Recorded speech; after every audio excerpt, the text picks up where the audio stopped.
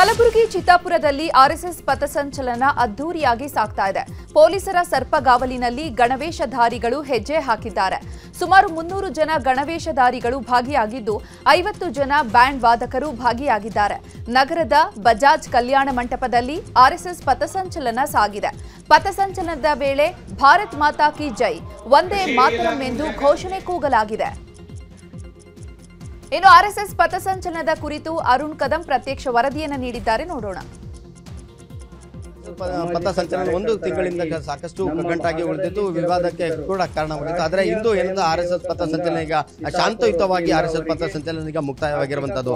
ಏನು ಚಿತ್ತಾಪುರ್ನ ಏನು ಬಜಾಜ್ ಕಲ್ಯಾಣ ಮಂಟಪದಲ್ಲಿ ಮುಕ್ತಾಯ ಸಮಾರೋಹ ಆಗಿದೆ. ಈ ಒಂದು ಸಮಾರಂಭದಲ್ಲಿ ಸಾಕಷ್ಟು ಏನು ಗಣವೇಷಧಾರಿಗಳು ಆರ್ಎಸ್ಎಸ್ ಪಥಸಂಚಲನದಲ್ಲಿ ಭಾಗಿಯಾಗಿದ್ರು.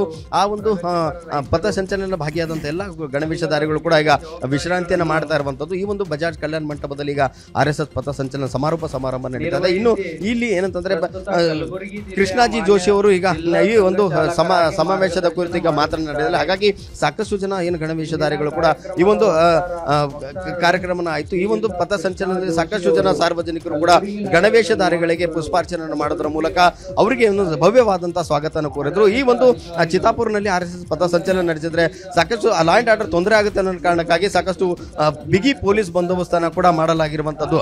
ಈ ಒಂದು ಚಿತ್ತಾಪುರ್ನ ಆರ್ಎಸ್ಎಸ್ ಪಥಸಂಚಲನ ಸಾಕಷ್ಟು ಸರ್ಕಸ್ ಅನ್ನು ಮಾಡಲಾಯಿತು. ಒಂದು ತಿಂಗಳ ಕಾಲ ಈ ಒಂದು ಪಥಸಂಚಲನಕ್ಕಾಗಿ ಕಾನೂನು ಹೋರಾಟ ಮಾಡೋದಾಗ್ಲಿ ಮತ್ತೆ ಜಿಲ್ಲಾಧಿಕಾರಿಗಳಿಗೆ ಮನವಿ ಸಲ್ಲಿಸೋದ್ರ ಮೂಲಕ ಈ ಒಂದು ಪಥಸಂಚಲನ ಇಂದು ಏನಂತಂದ್ರೆ ಜಿಲ್ಲಾಧಿಕಾರಿಗಳು ಜಿಲ್ಲಾಡಳಿತ ಈ ಒಂದು ಪಥಸಂಚಲನಕ್ಕೆ ಅವಕಾಶವನ್ನು ಕೊಟ್ಟಿದ್ರು. ಹಾಗಾಗಿ ಇಂದು ಮಧ್ಯಾಹ್ನ 3:45ಕ್ಕೆ ಆರಂಭವಾದಂತಹ ಪಥಸಂಚಲನ ಸುಮಾರು 30-35 ನಿಮಿಷಗಳ ಕಾಲ ಈ ಒಂದು ಪಥಸಂಚಲನ ನಡೆಯಿತು. ಈ ಒಂದು ಬಜಾಜ್ ಕಲ್ಯಾಣ ಮಂಟಪದಿಂದ 1.2 ಕಿಲೋಮೀಟರ್ ರಸ್ತೆ ಮಾರ್ಗವಾಗಿ ಸಂಚರಿಸಿದಂತ ಈ ಒಂದು ಆರ್ಎಸ್ಎಸ್ ಪಥಸಂಚಲನ ಈಗ ಮುಕ್ತಾಯ ಹಂತಕ್ಕೆ ಬಂದಿರುವಂತದ್ದು.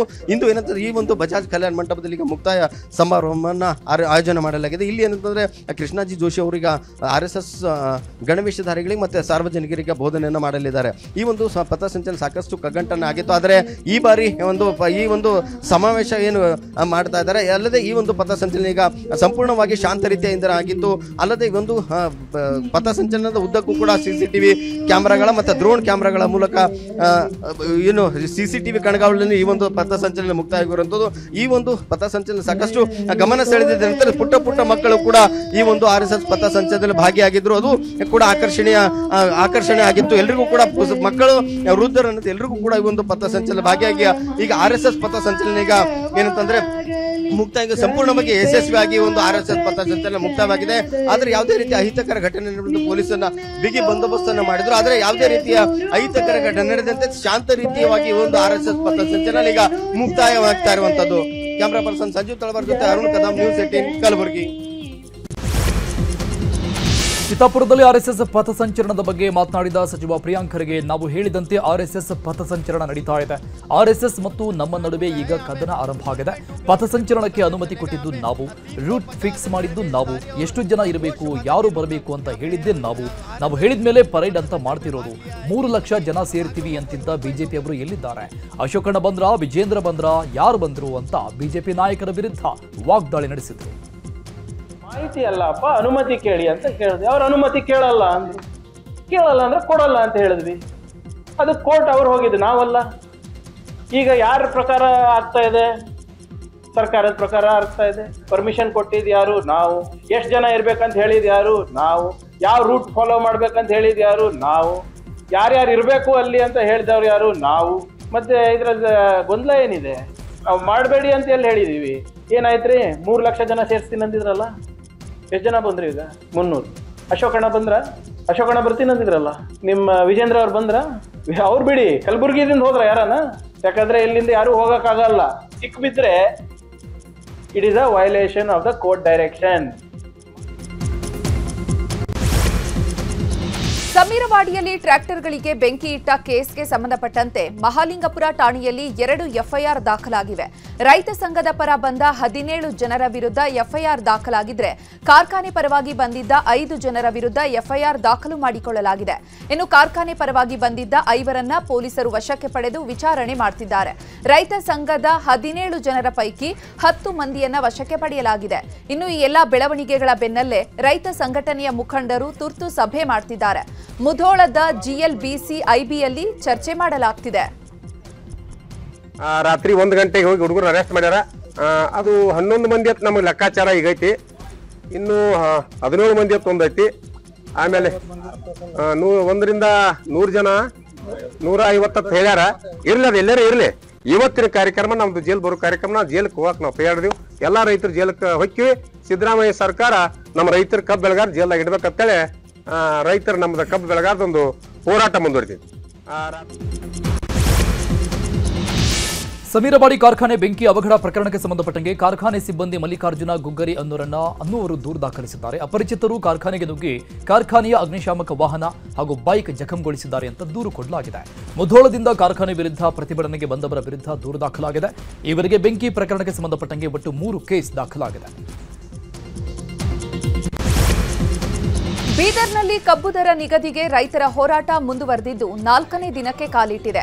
ಪ್ರತಿ ಟನ್ ಕಬ್ಬಿಗೆ 3,100 ರೂಪಾಯಿ ನೀಡುವಂತೆ ಆಗ್ರಹಿಸಿ ಜಿಲ್ಲಾ ಉಸ್ತುವಾರಿ ಸಚಿವ ಈಶ್ವರ ಖಂಡ್ರೆ ಕಚೇರಿ ಎದುರು ಅಹೋರಾತ್ರಿ ಧರಣಿ ನಡೆಸುತ್ತಿದ್ದಾರೆ. ಇನ್ನು ರೈತರ ಹೋರಾಟಕ್ಕೆ ಮಾಜಿ ಕೇಂದ್ರ ಸಚಿವ ಭಗವಂತ ಖೂಬಾ ಮತ್ತು ಶಾಸಕ ಶೈಲೇಂದ್ರ ಬೆಲ್ದಾಳೆ ಸಾಥ್ ನೀಡಿದ್ದಾರೆ. ಇದೇ ವೇಳೆ ಮಾತನಾಡಿದ ಬಿಜೆಪಿ ನಾಯಕರು, ಜಿಲ್ಲೆಯಲ್ಲಿ 2 ಸಚಿವರಿದ್ರು, ರೈತರ ಪರ ಕಾಳಜಿ ಇಲ್ಲ, ರೈತರು ಹೋರಾಟ ಮಾಡ್ತಾ ಇದ್ರು, ಅವರ ಬೇಡಿಕೆಯನ್ನ ಆಲಿಸ್ತಾ ಇಲ್ಲ ಅಂತ ವಾಗ್ದಾಳಿ ನಡೆಸಿದ್ರು. ಮಂತ್ರಿಗಳು ರೈತ ಸಂಘಟನೆ ರೈತರು ಹಂಚಿಕಿಲ್ಲ, ಕ್ಯಾ ಕರೆ ತೋಬೆ ಮೇ ಚಲ್ತಾ ಅಂದಪ್ಲೆ ಮನೋಭಾವನೆ ಆಗ್ಯದ. 2 ಸಚಿವರದು ಕಳಕಳಿ ಇಲ್ಲ ರೈತರ ಬಗ್ಗೆ. ಬೆಳೆ ಪರಿಹಾರ ದುಡ್ಡೇ ಏನೋ ಕೊಡ್ತಾ ಇಲ್ಲ. 15 ದಿನ ಆಯ್ತು ಪ್ರೆಸ್ ಮೀಟ್ ಮಾಡಿ ಇನ್ನ ಯಾರ ಅಕೌಂಟ್ದಾಗ 3,000 2,000 ಒಟ್ಟು ಇನ್ನತನ ಯಾವುದು ತಾಲೂಕಾಗ ಪರಿಪೂರ್ಣವಾಗಿ ಬಂದಿಲ್ಲ. ನಮ್ಮ ಕ್ಷೇತ್ರಕರ ಬಂದಿಲ್ಲ ಬೀದರ್ ತಾಲೂಕಾಗ. ಅದು ಒಂದ್ ಕಡೆ ರೈತರೇ ಪಾಪ ಸರ್ಕಾರ ಮೇಲೆ ಮೃದು ಧೋರಣೆ ಅಂದ್ರೆ ಹೋಗ್ಲಿ ಬಿಡುವಪ್ಪ ಅಂತಂತ 3,100 ಕೇಳತ್ತಾರ ಅವ್ರು. ದೊಡ್ಡ ಮನ್ಸು ರೈತರದ ಫ್ಯಾಕ್ಟ್ರಿ ಓನರ್ದು ಸರ್ಕಾರದಿಲ್ಲ. ಇದು ನಮ್ಮ ರೈತರೇ ದೊಡ್ಡ ಮನ್ಸು ಮಾಡಿದಾರಕ್ಕೆ 3,100 ಕೊಡ್ರಪ್ಪ, ನೀವು ಭಾಳ ತೊಂದರೆ ತಗೋಬೇಡ್ರಿ ನಮ್ಮ ಕಡೆಯಿಂದ ಅಂತಂದು ದೊಡ್ಡ ಮನ್ಸು ಮಾಡ್ಯಾರ ಪಾಪ ಇವರು. ಇಂಥ ದೊಡ್ಡ ಮನ್ಸು ಮಾಡೋ ರೈತರು ಎಲ್ಲಿ ಬಿ ಇಲ್ಲ ನಮ್ಮ ಬೀದರ್ ಜಿಲ್ಲೆದಾಗ ಯಾರ. ನಮ್ಮ ಜಿಲ್ಲೆ 2 ಮಂದಿ ಯಾರದ್ದೋ ಹಂದರದಲ್ಲಿ ಮದುವೆಯಾಗಲು ಬಿಜೆಪಿ ಶಾಸಕರು ಹೊರಟಿದ್ರು ಅಂತ ಮಾಜಿ ಸಚಿವ ರಾಜಶೇಖರ್ ವ್ಯಂಗ್ಯವಾಡಿದ್ರು. ಬೀದರ್ನಲ್ಲಿ ಮಾತನಾಡಿದ ಅವರು, ರೈತರು ಕಬ್ಬಿನ ಬೆಂಬಲ ಬೆಲೆ ನಿಗದಿಗಾಗಿ ಹೋರಾಟ ಮಾಡುತ್ತಿದ್ರು. ಆದರೆ ಬಿಜೆಪಿ ಶಾಸಕ ಸಿದ್ದಲಿಂಗಪ್ಪ ಪಾಟೀಲ್ ರೈತರ ಹೋರಾಟವನ್ನ ತಮ್ಮ ಹೋರಾಟ ಎಂಬಂತೆ ಬಿಂಬಿಸಲು ಮುಂದಾಗಿದ್ರು. ರೈತರ ಮೇಲೆ ಕಾಂಗ್ರೆಸ್ ಕಾರ್ಯಕರ್ತರು ಗೂಂಡಾವರ್ತನೆ ತೋರಿದ್ದಾರೆ ಅಂತ ಆರೋಪಿಸಿದ್ರು. ಆದರೆ ಬಿಜೆಪಿಗರೇ ನೆನಪಿಟ್ಕೊಳ್ಳಿ, ರೈತರು ನಿಮ್ಮ ನಕಲಿ ಹೋರಾಟವನ್ನ ಜನ ನಂಬೋದಿಲ್ಲ ಅಂತ ಹೇಳಿದ್ರು.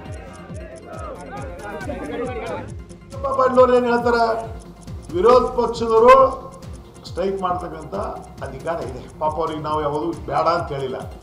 ಬಟ್ ನೀವು ಮಾಡ್ತಕ್ಕಂಥ ಸ್ಟ್ರೈಕ್ ಬೇರೆ. ಯಾರದೋ ಹಂತರದಾಗ ಬಂದು ನೀವು ಮದುವೆ ಮಾಡ್ಕೋಬೇಡ. ನಿಮಗೆ ಒಂದು ವೇಳೆ ಮಾಡಬೇಕಾಗಿದೆ, ನೀವು ಭಾರತೀಯ ಜನತಾ ಪಕ್ಷದಿಂದ ಸ್ಟ್ರೈಕ್ ಮಾಡಿ. ಅದರಲ್ಲಿ ಎಷ್ಟು ಜನ ಪಾಲ್ಗೊಳ್ತಾರ, ನೀವು ಯಾರ್ದಾರ ಫೋಟೋ ಹಚ್ಕೋರಿ, ಯಾರ್ದಾರ ತೆಕ್ಕೋರಿ, ಯಾರ್ದಾರ ಬಿಡ್ರಿ, ಅದ್ರ ಬಗ್ಗೆ ನಮಗೆ ವಾಗ್ದಾನಿಲ್ಲ. ಎಲ್ಲಿ ರೈತ ಸಂಘದ ಹೋರಾಟ ಇದೆ ಅಲ್ಲಿ ಬಂದು ನೀವು ಫೋಟೋ ಹಚ್ಕೊಂಡು ನೀವು ಮಾಡಿ, ಬಂಡಿ ತಂದು ಇವ್ರು ಬಂಡಿ ಎಲ್ಲೋ ಆ ರಾಜೇಶ್ವರ ಫ್ಯಾಕ್ಟ್ರಿಯಿಂದ ಅಲ್ಲಿಂದ ಬಂಡಿ ತಂದು ಅಲ್ಲಿ ನಿಂತು ಬಂಡಿ ಮೇಲೆ ನಿಂತು ರೈತ ಆಗ್ಲಕ್ಕೆ ಸಾಧ್ಯ ಇದೆ. ನಾನು ಕೂಡ ಒಬ್ಬ ರೈತನ ಮಗನಿಗೆ ನಾನು ಹೇಳ್ತಕ್ಕಂಥದ್ದು, ಯಾರ ಜನರಿಗೂ ಕೂಡ ರೈತರಿಗೂ ಕೂಡ ಮೋಸ ಮಾಡತಕ್ಕಂಥ ಕೆಲಸ ತಾವು ಮಾಡಬೇಡ್ರಿ.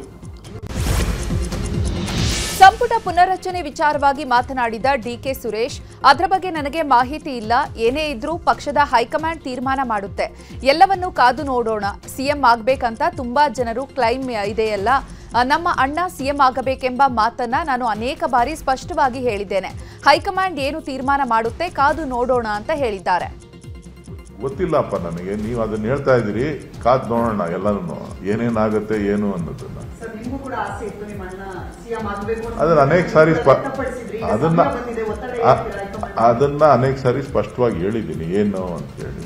ಪಕ್ಷದ ಹೈಕಮಾಂಡ್ ತೀರ್ಮಾನನೇ ಅಂತಿಮ ಎಲ್ಲದಕ್ಕೂ ಕೂಡ. ಮುಖ್ಯಮಂತ್ರಿಗಳಿರ್ಬೋದು, ಪಕ್ಷದ ಶಾಸಕರುಗಳಿರ್ಬೋದು, ಮಂತ್ರಿಮಂಡಲದವ್ರಿರ್ಬೋದು, ಕೆ ಶಿವಕುಮಾರ್ ಅವ್ರಿಗಿರ್ಬೋದು, ಎಲ್ರಿಗೂ ಕೂಡ ಪಕ್ಷದ ಹೈಕಮಾಂಡೇ ಮುಖ್ಯ. ಹೈಕಮಾಂಡ್ ತೀರ್ಮಾನ ಏನಾಗುತ್ತೆ ಅದನ್ನ ಕಾದು ನೋಡ್ಬೇಕು. ಇನ್ನು ಪವರ್ ಶೇರಿಂಗ್ ವಿಚಾರದ ಬೆನ್ನಲ್ಲೇ ಡಿಸಿಎಂ ಡಿಕೆ ಶಿವಕುಮಾರ್ ಬೆನ್ನಲ್ಲೇ ಡಿಕೆ ಸುರೇಶ್ ಕೂಡ ದೆಹಲಿಗೆ ತೆರಳಿದ್ದಾರೆ. ನಾಳೆ ದೆಹಲಿಗೆ ಹೋಗ್ತೇನೆ ಅಂತ ಇಂದೇ ಬೆಂಗಳೂರಿನಿಂದ ದೆಹಲಿಗೆ ಹೋಗಿದ್ದಾರೆ. ಈ ಮೂಲಕ ಅಣ್ಣನ ಜೊತೆಗೆ ಇದ್ದುಕೊಂಡೇ ವರಿಷ್ಠರ ಭೇಟಿಯಾಗಿ ಮತ್ತಷ್ಟು ಒತ್ತಡ ಹಾಕಲು ಡಿಕೆ ಶಿವಕುಮಾರ್ ಮುಂದಾಗಿದ್ದಾರೆ ಎನ್ನಲಾಗಿದೆ. ಸದ್ಯಕ್ಕೆ ದೆಹಲಿಯ ಕರ್ನಾಟಕ ಭವನದಲ್ಲಿ ಡಿಕೆ ಸುರೇಶ್ ಇದ್ದು ಹಲವು ಕುತೂಹಲಕ್ಕೆ ಎಡೆಮಾಡಿಕೊಟ್ಟಿದೆ. ಸುರೇಶ್ ದೆಹಲಿಗೆ ತೆರಳಿದ ವಿಚಾರದ ಬಗ್ಗೆ ಬೀದರ್ನಲ್ಲಿ ಮಾತನಾಡಿದ ಶಾಸಕ ಶೈಲೇಂದ್ರ ಬೆಲ್ದಾಳೆ, ನಿನ್ನೆ ಸಿಎಂ ದೆಹಲಿಗೆ ತೆರಳಿದ್ರು. ಕುರ್ಚಿ ಪಕ್ಕ ಅಂತ ಖುಷಿಯಾಗಿದ್ರು. ಆದರೆ ಇವತ್ತು ಡಿಕೆ ಬ್ರದರ್ಸ್ ದೆಹಲಿಯಲ್ಲಿದ್ದಾರೆ. ಅವರು ಯಾವ ಸಂದೇಶ ತರ್ತಾರೋ ಕಾದ್ ನೋಡಬೇಕು. ಏನೇ ಕ್ರಾಂತಿ ಆಗೋದು ಇದ್ರೂ ಡಿಸೆಂಬರ್ 8ರೊಳಗೆ ಆಗಬೇಕು. ಚಳಿಗಾಲದ ಅಧಿವೇಶನದ ಒಳಗಾಗಿ ಬದಲಾವಣೆ ಆಗಬೇಕು. ಡಿಕೆ ಬ್ರದರ್ಸ್ ಇಬ್ಬರು ಇದನ್ನ ಸಹೋದರರ ಸವಾಲಾಗಿ ತೆಗೆದುಕೊಂಡಿದ್ದಾರೆ. ಸಂಪುಟ ಪುನಾರಚನೆ ಆದರೆ ಕುರ್ಚಿ ಪಕ್ಕ ಅಂತ ಸಿಎಂ ಸಿದ್ದರಾಮಯ್ಯ ತಿಳಿದುಕೊಂಡಿದ್ದಾರೆ. ಆದರೆ ಡಿಕೆ ಬ್ರದರ್ಸ್ ಇಬ್ಬರು ದೆಹಲಿಯಲ್ಲಿದ್ದಾರೆ ಅಂತ ಮಾತನಾಡಿದರು. ಇವಾಗ ನಿನ್ನೆ ಮುಖ್ಯಮಂತ್ರಿ ಹಾಗೂ ಅವರ ಕಾನ್ಫಿಡೆನ್ಷಿಯಲ್ ಸಚಿವರ ಜೊತೆ ಅವರು ದಿಲ್ಲಿ ಹೋಗಿದ್ರು. ಕಪಿಲ್ ಸಿಬ್ಬಾರ್ದವ್ರೇನೋ ಬುಕ್ ಬಿಡುಗಡೆ ಅಂತ ಅದೊಂದು ಸುಮ್ಮನೆ ವಾಹನ ನನಗನ್ನಿಸ್ತು. ಆಕ್ಚುಲಿ ಅವ್ರು ಭೇಟಿಯಾಗಿದ್ದು ರಾಹುಲ್ ಗಾಂಧಿ ಅವರು ಭೇಟಿಯಾಗಿ ಸಂಪುಟನ ಪುನರ್ರಚನೆ ಬಗ್ಗೆ ಮಾತಾಡಿ ಬಂದಿದ್ದಾರೆ. ಅವ್ರು ಹೇಳಿದ ನಿನ್ನೆ ಮಾಧ್ಯಮದಲ್ಲಿ ಕೂಡ ನೋಡಿದೆ. ನಿನ್ನೆ ಡಿ ಕೆ ಅವ್ರು ಕೂಡ ಹೋಗ್ಯಾರ. ಅವರು ಸಿಎಂ ಅವರು ಡಿ ಕೆ ಅವ್ರಿಗೆ ಕೇಳಿದ್ರೆ ಮುಖ್ಯಮಂತ್ರಿ ಅವ್ರಿಗೆ ಭೇಟಿಯಾಗಿದೆ ಗೊತ್ತಿಲ್ಲ ಅಂತ ಹೇಳಿದ್ರು. ಈಗ ಏನೋ ಡಿ ಕೆ ಸುರೇಶ್ ಅವ್ರು ಹೋಗ್ಯಾರಂತ ತಮ್ಮ ಮೂಲಕ ಗೊತ್ತಾಯ್ತು. ಈಗ ಸಹೋದರರಿಗೆ ಸವಾಲಾಗಿದೆ. ಸವಾಲು ಹೆಂಗ್ ಇತ್ಯರ್ಥ ಮಾಡ್ತಾರೆ, ಹೆಂಗ್ ಸಾಲ್ವ್ ಮಾಡ್ತಾರ ರಾಜ್ಯದ ಜನತೆ ನೋಡ್ತಾ ಇದೆ. ಏನವ್ರು ಕ್ರಾಂತಿ